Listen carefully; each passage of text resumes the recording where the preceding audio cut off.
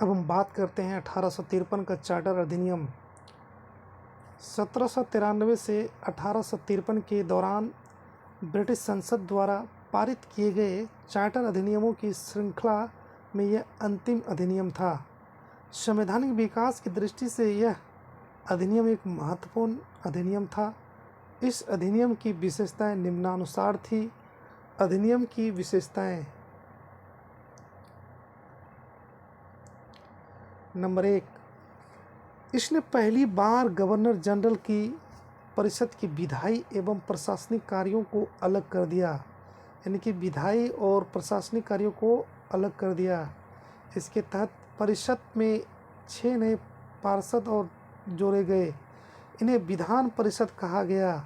दूसरे शब्दों में इसने गवर्नर जनरल के लिए नई विधान परिषद का गठन किया, जिसे भारतीय केंद्रीय विधान परिषद कहा गया।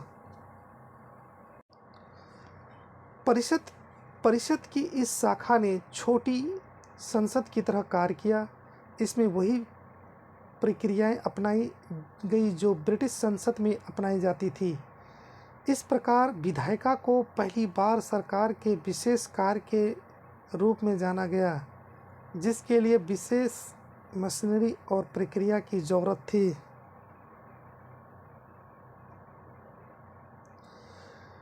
नंबर 2, इसने सिविल सेवकों की भर्ती एवं चयन हेतु खुली प्रतियोगिता व्यवस्था का शुभारंभ किया। इस प्रकार वशिष्ठ सिविल सेवा भारतीय नागरिकों के लिए खोल दी गई और इसके लिए 1854 में भारतीय सिविल सेवा के संबंध में मैकाले समिति की नियुक्ति की गई। नंबर 3, इसने कंपनी के शासन को विस्तारित कर दिया और भारतीय क्षेत्र को इंग्लैंड राजशाही के विश्वास के तहत कब्जे में रखने का अधिकार दिया।